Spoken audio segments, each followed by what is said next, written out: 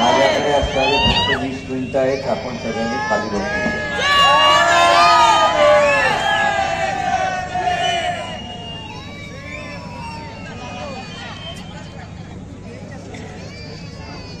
इथल्या असणाऱ्या मंचकावर उपस्थित सर्व ओबीसीचे नेते आणि त्याच्याच बरोबर ओबीसी समूहाला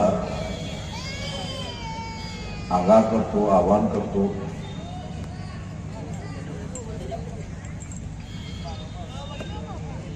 की हा लढा ओबीसीलाच लढावा लागतो.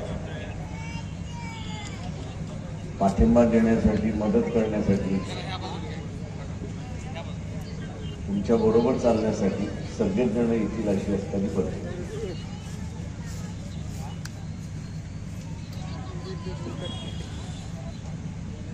तुम्हीच चालायला लागला नाही तर इतर जण कशी चालतील हा त्याच्यातला महत्वाचा भाग.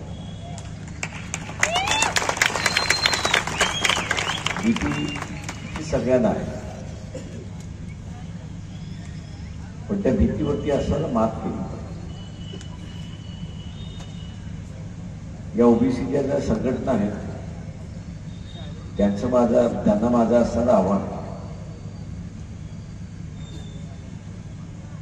त्यांनी आपापल्या समाजाशी बोललं पाहिजे आणि आपापल्या समाजाशी बोलून दोन गोष्टीवरती बोललं पाहिजे.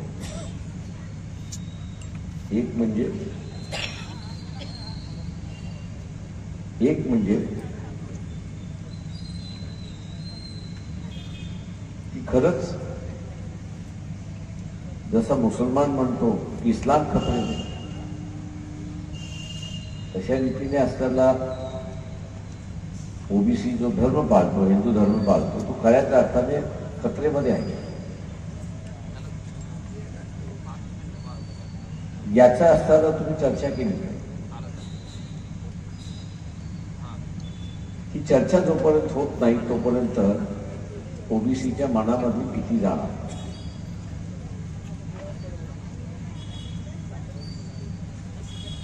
आपण असं त्या ओबीसीच्या कार्यकर्त्यांना जे आहेत त्यांनी असताना आपल्या समाजाशी बोलत असताना वाद वडिलांचा असणारा जे देवगड आहे आणि वाद वडील जे असणाऱ्या धर्माला मानत होते त्याचा तुम्ही त्याग करणार. धोक्यात कधी येतं की ज्यावेळेस तुम्ही त्याग करता. तुम्ही त्याग ज्यावेळेस करणार नाही त्यावेळेस धोका नाही. त्याग करणार नाही धोका नाही. आणि मग जे धोका आहेत म्हणून सांगणारे जे कोण आहेत यांच्या पाठीमागचा हेतू काय हे आपण लक्षात घेतो. दुसरा प्रश्न आहे की ओबीसी असणाऱ्या बीजेपीला आपला असताना पक्ष त्या ठिकाणी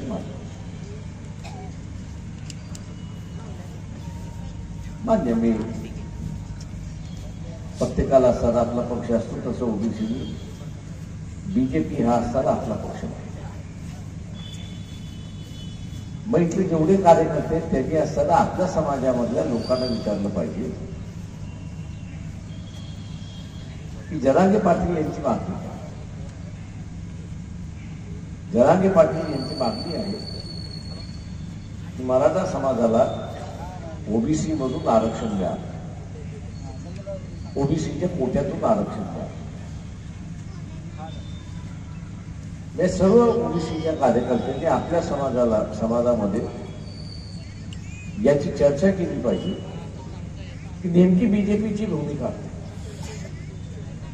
जरांगेच्या मागणीला त्यांचा पाठिंबा आहे की जरांगेच्या मागणीला त्यांचा असणारा विरोध. जरांगेच्या मागणीला विरोध केला तर मी असताना समजू शकतो की ओबीसीने आपल्या पक्षाबरोबर केलेला संबंध जो आहे तो योग्य आहे, त्याचा तो पक्ष त्यांच्या पाठीमागे उभा. पण आज आपल्याला असताना दिसतंय की भारतीय जनता पक्ष असेल किंवा उद्धव ठाकरेंचा असताना शिवसेना असेल, या दोघांनीही जरांगे पाटील यांच्या मागणीच्या संदर्भात एकही ब्रशब्द काढलेला नाही. त्यांनी एकही ब्रशब्द काढलेला नाही. याचा अर्थ मी असताना मानतो की हे पक्ष स्वतःच्याच समाजाचा विचार तर ओबीसी करू शकला नाही तर आमच्यासारखी कितीही आली तरी हे आरक्षण वाचू शकणार नाही. याचं कारण की काही दिवसापूर्वी शरद पवारांचं विधान होतं. काही दिवसापूर्वी शरद पवारांचं विधान होतं की समाजाचे आम्ही असताना 225 आमदार निवडून आणू. समाजाचे असताना आम्ही 225 निवडून आणणार आणि नंतर त्यांनी दुरुस्त केलं की नाही मला असं महाविकास आघाडीचं म्हणायचं. पोटात जे होतं ते ओटात आलं आणि ओटातून आपल्या समोर आलं अशी असताना परिस्थिती. तेव्हा हे वास्तव्य ओबीसीने ओळखलं पाहिजे. हे वास्तव्य ओबीसीने ओळखलं पाहिजे की जरांगे पाटील यांना पाठिंबा देणारे जे पक्ष आहे, मग मी त्याच्यामध्ये असणारा काँग्रेस हा बाळासाहेब थोरातांचा पक्ष, थोरात त्यांचे असणारे आणि एनसीपी यांचे असणारे नेते शरद पवार, हे दोघेही मराठा समाजाचे. जरांगे पाटील हेही मराठा. ज्या अर्थी आजही शरद पवारांची मुलाखत झाली, ज्या अर्थी संवाद झाला पाहिजे, संवादाची गरज नाही. तुम्ही राजकीय पक्ष असाल तर तुमच्या पक्षाची भूमिका काय ती सांगा. जरांगेच्या मागणीला तुमचा पाठिंबा आहे की जरांगेच्या मागणीला तुमचा विरोध, ते मांडायचं नाही. पण उरलेलं भंडपुराण मांडायचं नाही. याच्यावरूनच आपण लक्षात ओबीसीने लक्षात घेतलं पाहिजे की हे दोन पक्ष ओबीसीच्या विरोधात आहेत. ही खुणगाट त्यांनी त्या ठिकाणी बांधली, ही खुणगाट त्यांनी त्या ठिकाणी बांधली पाहिजे. मगाशी म्हटल्याप्रमाणे असणारा बीजेपी आणि उद्धव ठाकरे हे ब्राह्मण कायस्थ नेतृत्व आहे. त्यांचं म्हणणं आम्हाला काय घेणं ते नाही, लढतील. दोघ जण बघून घेतील, जे वाचले ते आपले, आणि तेही भूमिका घेणार. इलेक्शन येईपर्यंत कुठलाच पक्ष भूमिका घेणार नाही आणि म्हणून ओबीसीला स्वतःचा लढा स्वतःच लढावा लागेल हे लक्षात घ्या.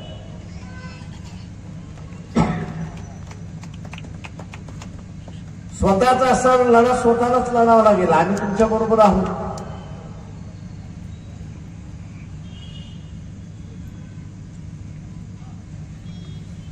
आता स्वतःचा लढा स्वतः लढायचा असेल तर काही गोष्टींचा निर्णय केला पाहिजे की माझा पक्ष कोण.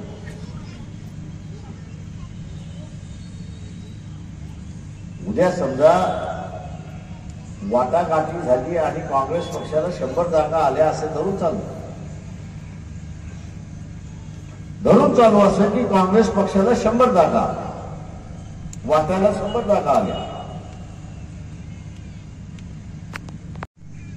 तर त्या 100 जागापैकी 60 जागा त्यांनी ओबीसीला दिल्या. त्या 60 जागा जर त्यांनी ओबीसीला दिल्या तर माना की हा ओबीसी वादी आहे पक्ष, असं तुम्ही त्याला माना. त्यांनी 60 जागा दिल्या नाही तर हा ओबीसीचा विरोधक आहे असं तुम्ही समजा. हा नियम सगळ्याच पक्षांना लावा. हा नियम तुम्ही सगळ्याच पक्षांना लावा. उमेदवारी मिळाली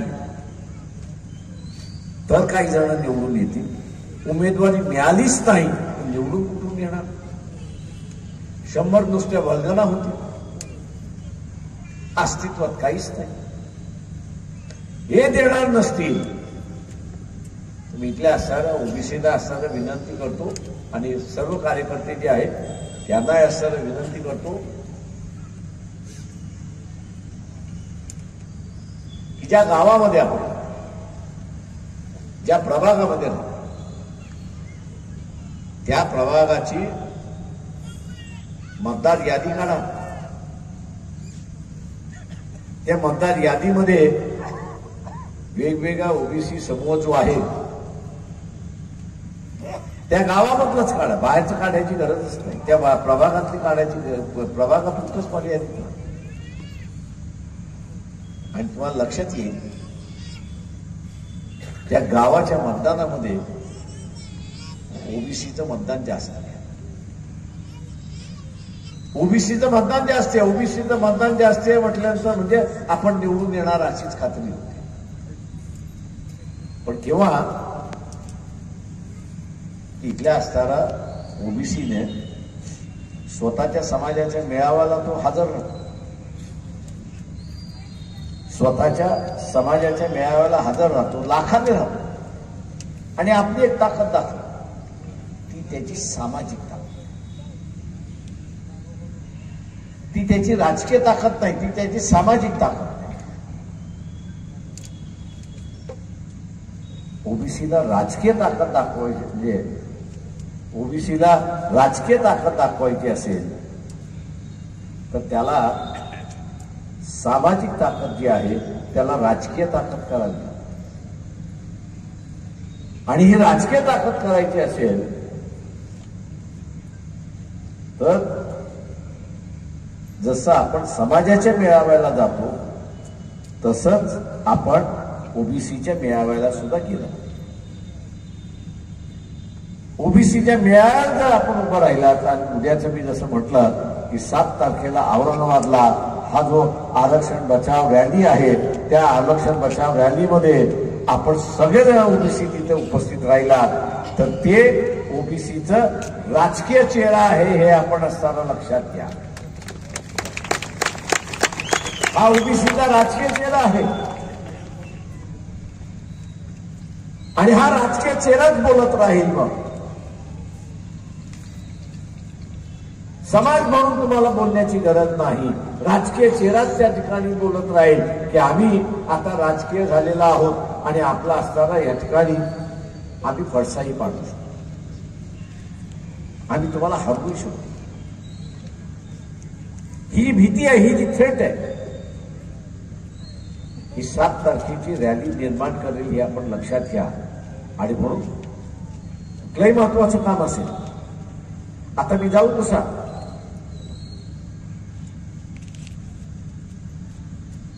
मला गाडी देत नाही, जाताना कोणी मला नाश्ता देत नाही, या सबबीचं सांगायला लागला तर आज पहिल्यांदा असताना करा 1990 नंतर तुमच्या घरामध्ये डॉक्टर झाला की नाही, तुमच्या घरामध्ये इंजिनियर झाला की नाही, आर्किटेक्चर झाला की नाही, बिल्डर झाला की नाही, कारकून झाला की नाही, IAS अधिकारी झाला की नाही, IPS अधिकारी झाला की नाही, नोकरीला कोणी लागलं की नाही, कशामुळे लागलं, ते आरक्षणामुळे लागलं, ज्याच्यामुळे आपली प्रगती झाली, ज्याच्यामुळे आपल्या आयुष्यामधला बदल झाला, त्याच्याशी इमानदारीत राहायचं नाही, त्याच्याशी आपण इमानदारीत राहायचं नाही. इमानदारीत राहिला नाही तर निघून जाईल अशी असणारी परिस्थिती. उद्या जरांगे पाटील यांची मागणी मान्य झाली तर तुम्हाला कोण विचारणार, आरक्षणाच्या लिस्टमध्ये तुम्ही आहात. इथला सोनारी आहे, कुंभारी आहे, लोहारी आहे, वंजारी आहे, माळी आहे, धनगरही आहे, सगळेच आहे. पण तुम्ही सगळे असून उपयोग काय,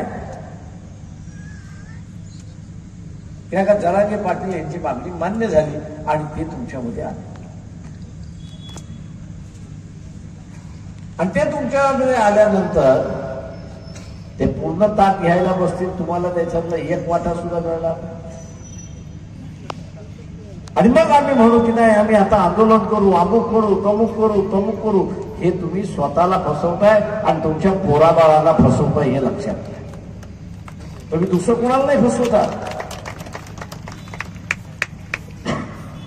तुम्ही दुसरं तिसरं कुणाला फसवत नाही, तुम्ही तुमच्या पोराबाळाला फसवताय हे लक्षात घ्या.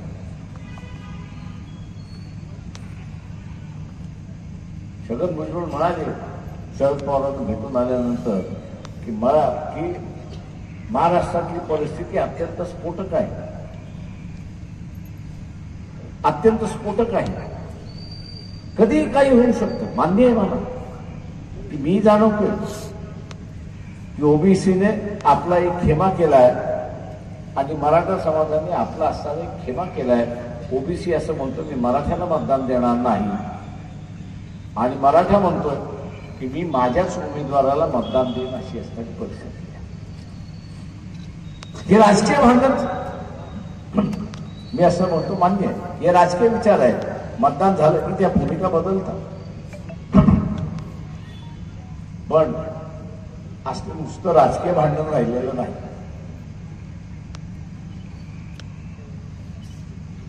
आज ते नुसतं राजकीय भांडण राहिलेलं नाही तर ते हळूहळू सामाजिक भांडण व्हायला लागलं.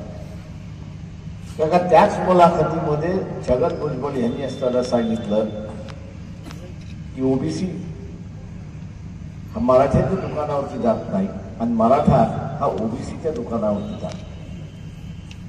जे राजकीय भांडण होतं ते सामाजिक तशी असतात.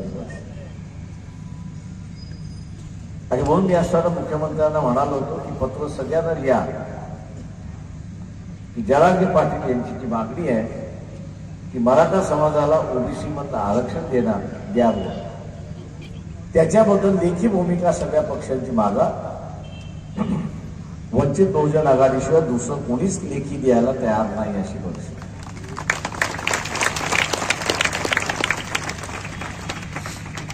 त्याचा शरद पवार हे मराठा आहेत की नाही?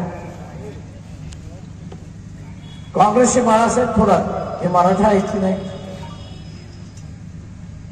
मग ते आपल्या समाजाबरोबर राहतील की आपल्या समाजाच्या विरोधात जातील? राजकीय नेते असले तर त्यांनी राज्याचा देशाचा विचार केला. पण दुर्दैवाने ते राजकीय नेते नाहीत. दुर्दैवाने ते असताना समाजाचे नेते आहेत आणि मग समाजाच्या हिताचं ते असताना बघतात आहे. आणि समाजाच्या हिताचं बघत असल्यामुळे ते मराठा हितच बघणार, त्याच्या पलीकडे दुसरं काहीच बघणार.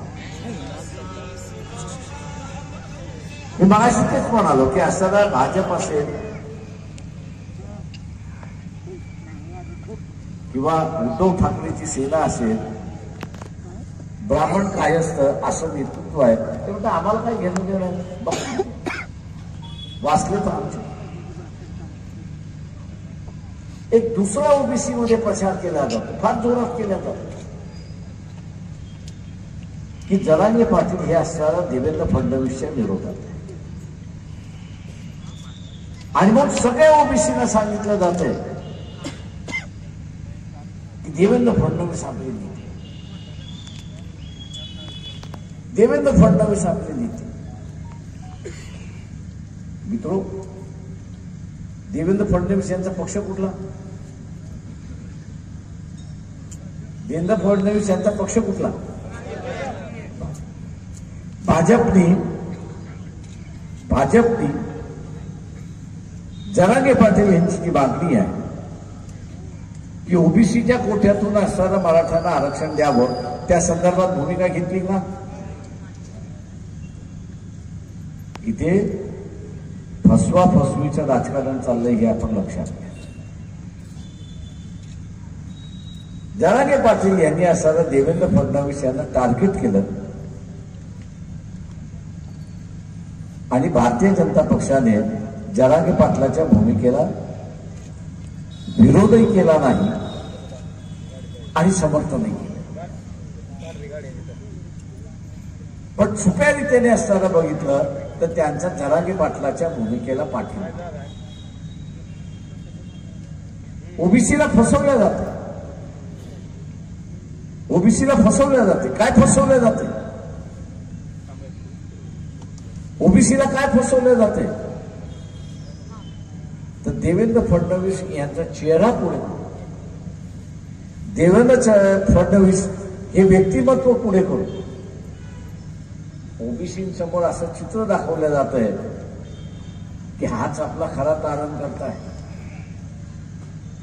देवेंद्र फडणवीस हाच आपला तारण करताय, कारण का हा जरांगे पाटलाच्या विरोधात आहे. हा जो आहे हा जरांगे पाटलाच्या विरोधातला आहे. अरे बाबा, त्या दोघांच्या भांडणामध्ये भारतीय जनता पक्षाची भूमिका तुम्ही तपासणार आहात की नाही? भारतीय जनता पक्ष जर ओबीसीच्या पाठीमागे उभा राहत नसेल तर जरांगेचा आणि देवेंद्र फडणवीस यांच्या भांडणाचा ओबीसीला फायदा काय? काही फायदा नाही. ते हे फसवं राजकारण आहे. हे फसवं राजकारण आहे की ओबीसीला फसवलं जात आहे. जरांगेने असताना देवेंद्र फडणवीसला टार्गेट केली आणि ओबीसी असं म्हणतोय अरे मग देवेंद्र आपला आणि भारतीय जनता पक्षाचा जो पक्ष आहे देवेंद्रचा त्यांनी भूमिकाच घ्यायची नाही. इलेक्शन संपून गेल्यानंतर तुम्ही विचारायला गेलात तर ते म्हणतील आम्ही थोडी भूमिका घेतली होती. भारतीय जनता पक्ष म्हणेल आम्ही थोडी भूमिका घेतली होती. आता तुम्हाला काय वाटलं त्याच्याशी आम्हाला काय करायचं? आणि म्हणून इथल्या असणाऱ्या ओबीसीतले जेवढे नेते आहेत कार्यकर्ते आहेत त्या सगळ्यांना असणारा इशारा देतो की राजकारण समजून घ्या, परिस्थिती समजून घ्या. हे फसवण्याचं राजकारण चाललंय आणि या फसवण्याच्या राजकारणामध्ये उद्याच्या असताना 225 आल्या आणि त्या विधानसभेमध्ये ठराव झाला की जी ओबीसीची मागणी आहे की जातनिहाय जनगणना झाली पाहिजे आणि जातनिहाय जनगणना होत नाही तोपर्यंत आरक्षणाचा जो ठराव आहे त्याला स्थगिती दिली तर काय होणार? काय होणार? तर आरक्षण थांबलं. याच्या अगोदर थांबलं होतं की नव्हतं? लॉर्डशिप खानविलकरांचा निर्णय सुप्रीम कोर्टामधलं होतं की जनगणना नसल्यामुळे नगरपालिका महानगरपालिका अमुक तमुक ग्रामपंचायती इथला असताना 27% आरक्षण बरोबर आहे की नाही याचं सांगता येत नाही आणि म्हणून स्थगन करण्यात आलं. झालं होतं की नव्हतं? तीच पद्धत इथे अवलंबल्या जाईल. आणि म्हणून जागृत रीत्याने असणारा ओबीसीने राहिलं पाहिजे. या ठराव ज्यावेळेस मंजूर झाला बीपी सिंगाच्या कालावधीमध्ये त्यावेळेस त्या कमिटीमध्ये मी पण होतो. त्यावेळेस 2 कमिट्या झाल्या. एक कमिटी भारतीय जनता पक्षाबरोबर बोलेल आणि एक कमिटी काँग्रेस बरोबर. काँग्रेस बरोबर बोलणाऱ्या कमिटी बरोबर मी. काँग्रेसवाल्यांना ज्यावेळेस विचारण्यात आलं की बाबा एससी एसटीचं आरक्षण हे संविधानिक आहे कारण का त्याची यादी तिथे संविधानाला जोडली. मंडल कमिशनची यादी सुद्धा जी आहे ओबीसीची यादी सुद्धा आहे तीही संविधानाला जोडल्या गेली तर हे असणारं संविधानिक होत आहे आणि कायमचं होत. त्यावेळेस काँग्रेसच्या नेतृत्वाने सांगितलं की आम्हाला काही घेणं देणं नाही आणि आम्ही काय तुम्हाला पाठिंबा. तीच परिस्थिती बीजेपी आणि म्हणून ओबीसीचं आरक्षण संविधानिक करण्याचा जो मार्ग होता तो तिथे संपला. पण आमच्या लक्षात होतं की हे बीपी सिंगाचं सरकार फार दिवस टिकणार नाही, हे कधीतरी जाणार आहे आणि हे सरकार गेलं तर पुन्हा 20 वर्ष बघावे लागतील ओबीसीच्या आरक्षणासाठी.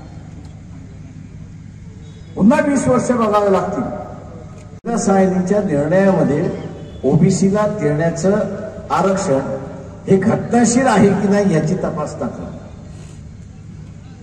आणि ते घटनाशीर आहे म्हणून निर्णय देण्यात. पण अध्यादेश काढून का देता येतो का हे तपासण्यात झालेलं नाही. ओबीसीना असणारा वॉर्निंग आहे. तुम्ही आता सावध व्हा. तुम्ही आता सावध व्हा. एससी एसटीचं आरक्षण हे संविधानिक आहे त्याच्यामुळे त्याला अडचण होणार नाही. ओबीसीचं आरक्षण जे आहे ते अध्यादेशावरती आहे आणि मग उद्या हे अध्यादेशातून असताना आरक्षण देता येतं का असं एक पिटिशन गेलं किंवा असताना त्या ठिकाणी कोणी केलं आणि कोर्टाने म्हटलं नाही हे तपासल्याशिवाय आपल्याला देता येणार नाही, स्टे ऑर्डर इश्यू झाली. किंवा विधानसभेमध्ये सुद्धा हे झालं की हे संविधानिक आहे की नाही म्हणून त्याचा तपास करून घ्या आणि तोपर्यंत त्याला स्थगन करा. ओबीसीचं आरक्षण पुन्हा स्थगन झालं. आणि म्हणून आम्ही जी मागणी तिथे ठेवलेली आहे, ओबीसी समोर एक उद्देश ठेवलेला आहे की 100 आमदार हे जोपर्यंत टार्गेट तुम्ही ठेवत नाही तोपर्यंत आरक्षण मिळणार नाही, टिकवता मिळणार नाही, याच्यापेक्षा आरक्षण टिकवता येणार. आणि हे 100 आमदार येतील कधी? हे 100 आमदार टिकवता कधी येतील? ज्यावेळेस पक्ष जे आहेत ओबीसीला उमेदवारी देतील त्यावेळेस. या पक्षाने उमेदवारी दिली नाही तर 100 आमदार येणार नाहीत. आणि जे पक्षाने दिले नाहीत तर ते आपले पक्ष नाहीत हे ओबीसीने समजलं पाहिजे आणि वंचित बहुजन आघाडीच्या पाठीमागे उभं राहिलं पाहिजे. हे आवाहन करत मी आपली सगळ्यांची रजा घेतो.